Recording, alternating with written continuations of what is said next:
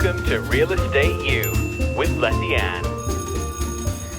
We are back with Katie Cornelius. Katie, Hi. Thank you for being here. Thanks for having me. Absolutely. So Katie is a licensed real estate professional here at Lettiann Associates. Yes. One of the great group of people that we have here.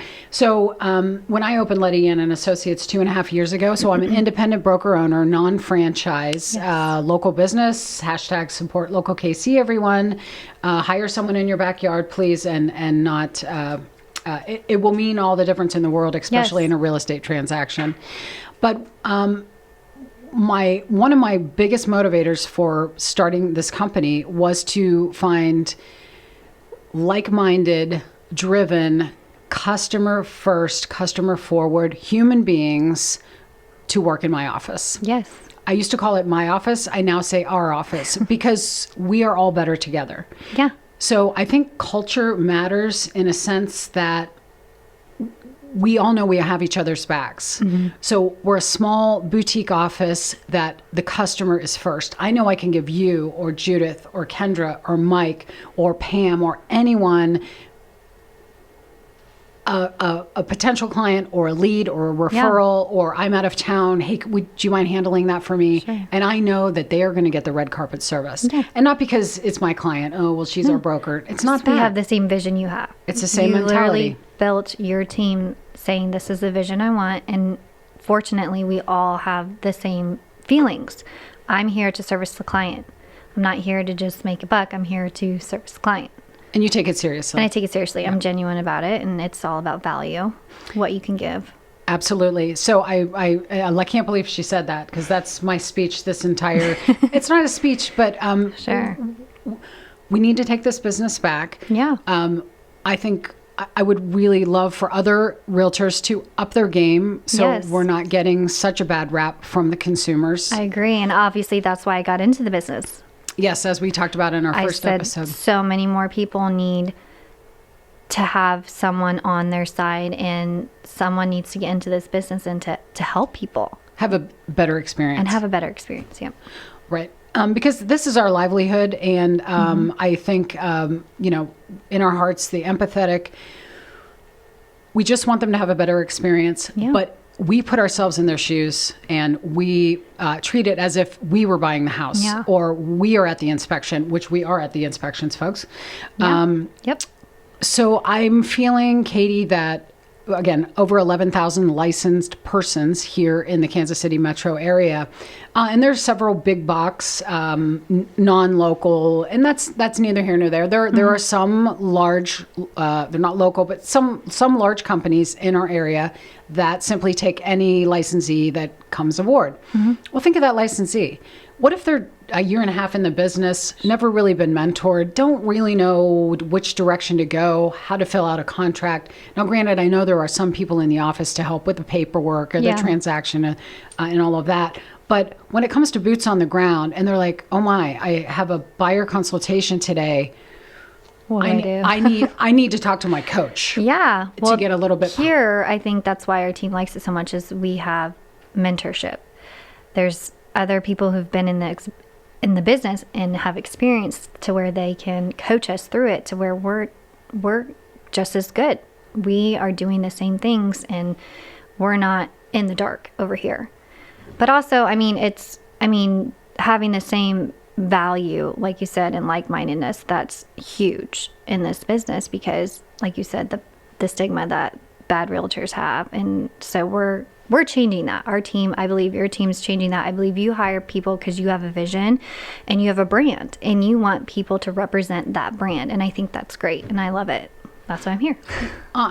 Thank you.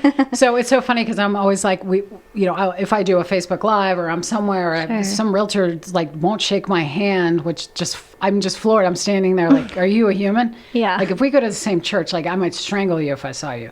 Because why wouldn't you shake my hand? Just because I said, I'm a realtor. I'm a licensed real estate professional as well. And they're like, anyway, don't go there. So it's not about the competition. Look at me. Mm-hmm. I just had a light bulb moment, Andy.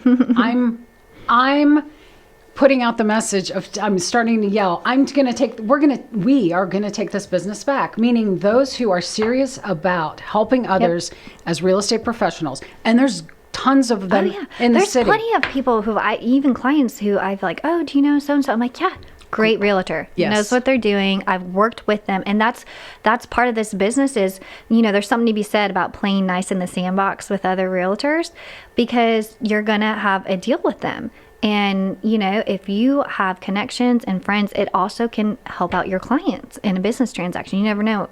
So it's all about connections and who you know. And there are hundreds and hundreds of great co-op agents. Oh, yeah. And we've become friends, and you start doing deals together. I'm going on 15 years, and I love when I see my phone ring, and it's, hey, Mike, what's up? I haven't talked to you in all year. Yeah. Congrats on that great listing. I saw it on an email.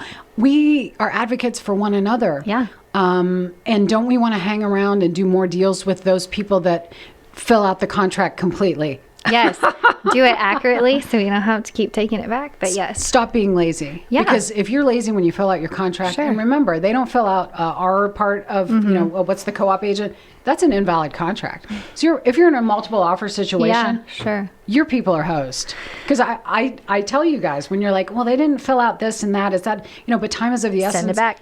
I say, you guys got to send it back. And they're like, no, but my seller, we're waiting. I'm like, it's not, you cannot write on there because the buyer's already signed it. Yep. You've got to have someone driving the bus that knows what they're doing. Sometimes people say to me, well, don't your associates think it's odd that you sell real estate too? Nope, sure don't. How's she supposed to coach us if she doesn't have experience? If I don't know what I'm doing, how in God's name can I help them with what they're doing? Exactly. So, and it's not a competition. There's enough fish in the sea. I say that all the time when people are like, oh, I know so-and-so, so I might have to. I'm like, that doesn't bother me. I just want you to have the best experience you can have. And if that's, someone's friend or you feel like you have to go with someone, that's okay. But at the end of the day, we are all... everything's copacetic with me. I'm friends and, I remain professional. And I think having good contacts with other realtors is huge and helpful. And it's not about us. Mm-hmm. It's not the client. It's about it's so not about us. If you go to a listing appointment and you're like, well, I have this designation and I sold this and I have that. They don't care. They don't give a shit. Yeah. They don't. They want to know, how are you going to help me? Yeah. That's all they want to know. So what makes a great realtor? Yes. So, and we're talking about that. Yes. So what makes a great realtor is, I think, our value and education and professionalism and contacts. Mm-hmm. Like we've talked about, who you know. Let's talk about responsiveness. And responsiveness, yes. I tell people that come through these doors, if they're like, oh my word, my listing, I haven't had a showing in 3 weeks. I say, when's the last time you spoke with your seller? Sure. Oh, I'm nervous. I don't know what to say. Like, I have nothing to report. Yeah. I said, yes, you do. Call them once a week. Yes. They're going to think you ghosted them. They're going to get upset. Yep. They're already getting a little itchy. But if the person they hired to sell their biggest asset has ghosted them because that's what they think you did, you're out. Yeah. And that's the beginning of a bad experience. I've had one client who love him to pieces, but he was very meticulous, very on everything, wanted to know about everything, constantly texted me, and I would have to calm him down, talk him off the ledge, this and that. And I tell you what, he was my best client to date. He had everything in a row, all his ducks in a row, and he just was very anxious and nervous. And by the end of it, he just told me, I just love working with you. You have no idea. You calmed me down. You made me feel comfortable. And this has just been the best experience that I've had compared to what I had before. And that is why I do this. This is why we do this. I might cry like right now. I mean, I know that sounds like really it's so dramatic. True, though. But it's so true. That's worth $1 million when somebody says that. Yep. I'll quickly tell Andy, how much time do we have? We're about 10 minutes. Okay, so something that just warmed. Yeah. Just. Okay, don't start me. I got kids now and all that. Oh boy, parent teacher conference soon, so we got to don't mess up your makeup. So, I have this would be a client I had previously, and now they're ready to sell the home I sold to them. Oh, awesome. So, they have some kid things and whatever, because life is the reason for our timing sometimes. Yes. So, I sent the stager over. We've got their advice for getting things ready. They ended up, at the end of the day, so we're getting ready to list, and there's some things going on, behind the scenes, because there always is. Yeah, There's sure. life changes and life happens and things like that. He called, and we've been talking for a month, and they've been getting their house ready, and it's very emotional. He said, I might have someone, Lettiann, interested in my home. I told somebody at work, and they've always loved this community. And he was talking like you could feel him backing up, like him hating to tell me this. Yeah. I said, let's make up his name as Bob. Bob, I want what's best for you and your family. Yeah. And if you feel that whatever is happening in your world and this person came across your path, I want what's best for you guys. And he's like, you're not mad at, and I don't know if it's going to come to fruition. I said, if you want to run something by me or, but they need what's best for them. Mm-hmm. It's not about my paycheck. Sure. Yeah. And he's like, what? I said, I know. I said, Bob, if you think that that's the best, because they've got some timing issues. Yeah. But if you've already got somebody at work who already has been to your house and said, I think I'm going to talk to my wife about buying it. Mm-hmm. We're looking for a home, and we could probably be in before Thanksgiving. Like the stars have lined up for this client of mine. And I said, I want what's best for you. Yeah. You need to make, and I could feel 10 pounds come off of him. Yeah. And he's like, are you serious? I said, if you need anything along this way, or if it doesn't, we'll stay in touch. Yeah. I hope it works out. Whatever's supposed to happen that's best for you and your kids and your wife. Yes. That's what I want to happen. Don't worry about me. Aww. Yeah. And I was like, I hung up the phone and I was just like, dude. Yeah. It's okay. Thank you. Well, for one, it had to be a hard call for him to make. So. Well, we're not pushy people either, though, and we're genuine. I think that shows that you're genuine. I mean, I've had situations where I've turned down a listing because I've gone in, actually a couple of mine, who live close by, who ended up listing with me later down the road because they were thinking they wanted to move. They wanted to list it at a certain price. And I said, this is what the market's depicting. And I did my price trend analysis, being previous in tax and being she's a big numbers gal. Yeah, I'm a big numbers guru. And so I graphed the market to depict the price and show them that it was not what they were wanting. And I said, I don't take listings just to take listings. It's going to waste my time to list this at that price because it's just going to sit and it's not going to sell. And then you're going to be disappointed and think that I don't know what I'm doing. And it's not that I don't know what I'm doing. It's just this is what the market's depicting. And I just don't feel like it's going to sell for that. And he was so happy with my honesty. I mean, he was just could not believe it. And I'm thinking, well, why would anybody do that? That's a waste of my time and your time. And I hope no one tells you, oh yeah, I could sell it for this. Because if that's the case, then I would love to know if they end up selling it for that. And sure enough, they decided it wasn't the right time to list at all. And I said, I understand the situation. Just be in touch if you ever, want to do that. And, I'd follow up with them every now and then. Hey, I was thinking about you. I was in your neighborhood, seeing how you guys are doing. They had a daughter that went to sign, and I did too. And so I was like, how's your daughter doing? And sure enough, it took a year, but a year later, he was like, we're ready to go now. And I was like, well, this is the new price that I'm thinking. And he just was like, okay, we trust you. We believe you. And I sold it for more than what I listed it for, fortunately, because the market was really hot then. So they just picked a really great market to come back into. And he was just so thankful for all of it. And that's why we do this. I mean, it pays off. Not, if you're honest from the get-go, you don't just take listing to take listing. You make sure and we know it's accurate. That people do take listings just because, I need a listing. Well, I'll talk them down later. I can talk them down later. And then your seller's going to be disappointed in you and feel like you're not doing your job. I don't ever want to feel like that. I want them to be so happy at the end of it and so thankful and saying, wow, she really knew what she was doing. Right.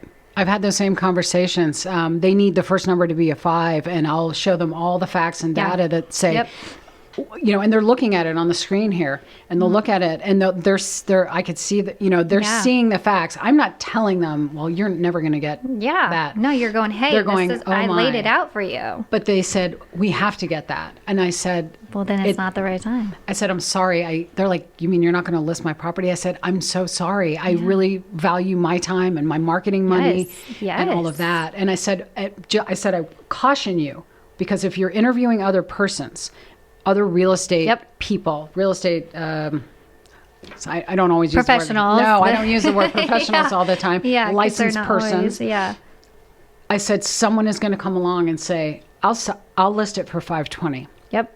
Someone's going to tell you they can, And they were like, okay, thank you. Yeah. They listed it for $520. It was on the market for 6 months. It never sold. They still live there. Yep. And I know at the end of the day that they appreciate they couldn't believe I didn't want to take a listing, Andy. Yeah. Like, well, why? And it's like, I've done it. we dial in the facts. Like, I just spent an hour and a half really analyzing your home. Yes. And and it's that already was time consuming. And it's not going to sell. And it's not going to sell. I'm not going to do anything that's not going to sell, because at the end of the day, I got 3 kids at home. I have places I could be. I don't want to waste my time. Right. But I also don't want to waste your time, and I don't want someone to be upset with me and the work that I've done and think that I'm not doing what I'm supposed to be doing. So these are the types of conversations we have. We have a weekly meeting every Thursday, and every now and again we'll have a guest visitor. But most of the time we're sitting at the round table and we're sharing experiences. Yeah. Which I love. Which we learn from. We learn from each other. Oh, this happened. Come up with new ideas, new marketing strategies. Yeah. And it's really great to have you guys here, because I know you got my back and I most certainly have yours. So if any of you licensed real estate professionals who really want to take your business to another level, if you're looking for the support and mentorship and the culture here at Lettiann and Associates Real Estate Services, we are a licensed broker in Leawood, but we are licensed in Kansas and Missouri. If you know you have it in you to get to the next level, but you're not, you don't have the support and mentorship of the associates around you, or your broker or your manager, because oftentimes in these big offices, that broker manager is typically babysitting, and I don't mean babysitting like people are babies, but that's the word that a broker manager has used to me several times. Sorry, I was babysitting my 150 people. I couldn't get back to you. Yeah. And that's kind of a sad mentality for the broker manager. And you just don't want to be... Because that's the role there. Yeah. You don't want to be a small fly on the wall. You want to be in the big ocean, and you want to be a big fish. If you want to shine and you really want to fine-tune your skills and helping people and really make it in this real estate business, because this is a brutal, difficult business, give me a call. I'd welcome having a cup of coffee with you and introduce you to Katie, or Katie will have a coffee with you, show you around the office, and talk about your needs and wants and your goals. So thank you so much for tuning in. Katie, thank you. Enjoy your parent-teacher conference. Thanks. And we'll see you next time on Real Estate U with Lettiann.